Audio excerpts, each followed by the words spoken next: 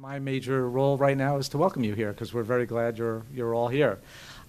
Given the topic tonight, I was thinking about it, and while I have some thoughts about it, I'm sure our panel is much more informed, so I'm not going to waste your time with those thoughts. But it did get me thinking about the reverse of the question, not how universities contribute to the ecosystem of entrepreneurship in New York, but how does the ecosystem of entrepreneurship and professionalism in New York contribute to the ecosystem of a university.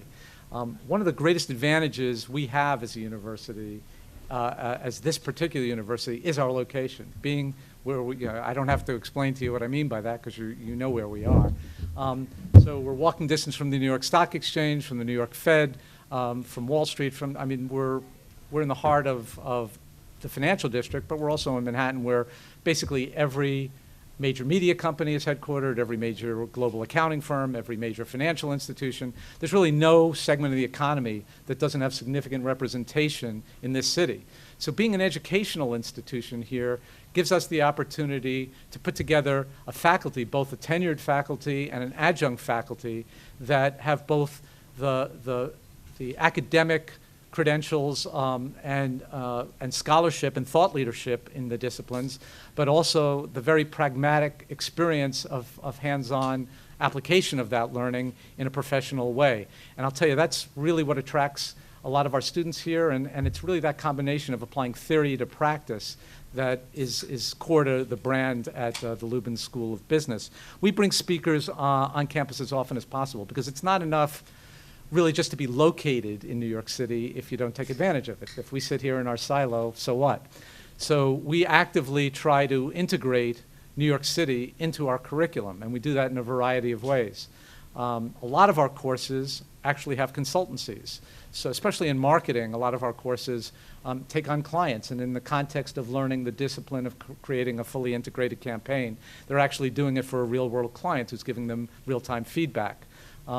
We do that across the board. We have a student-managed investment portfolio where our students are actually managing a corpus of $200,000 and competing against the S&P and the Dow. And for the 3 years I've been here, they've beat the S&P and the Dow each year.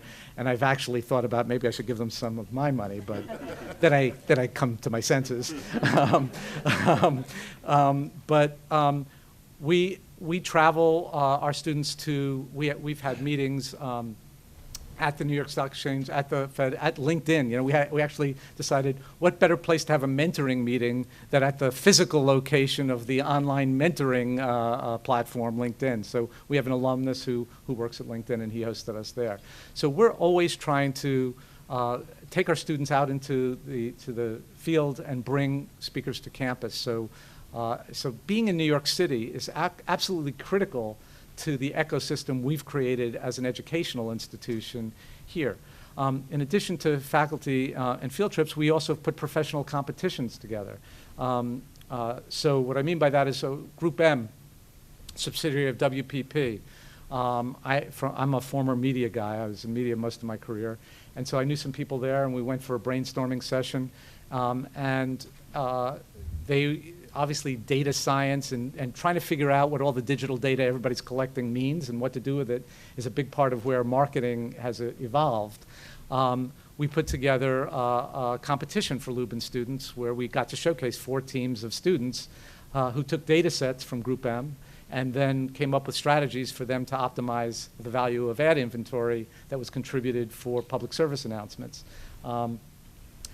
We've done that for a few years. We've just started another competition, again, just for Lubin students with IBM because they're headquartered in Westchester. And that's a social media contest. One of our alum runs the B2B, they call it Inside Sales. It's really their non-field sales force B2B selling team. And a lot of what's happening in today's world, you won't be surprised, a lot of selling happens on social media platforms.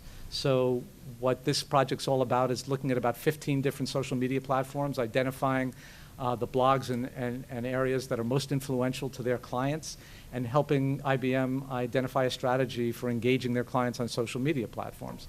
So those kinds of opportunities. I was at Pepsi last week, another big Westchester company. So being in the New York metropolitan area offers a richness of opportunity that is unique, and it's why I'm excited about the future of this business school. I always tell our students that every university has more opportunity than any one student can take full advantage of. And it's likewise true that New York City has more opportunity than any one university can take advantage of. But from our legacy of being a practitioner-based institute for accounting to the fastest growing department in all of Pace University in the performing arts, we try and integrate New York City at every turn.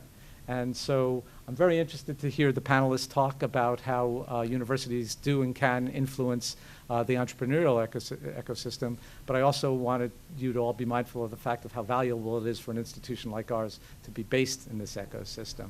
So thank you very much for coming tonight, and I'm ready to listen and learn. Thank you.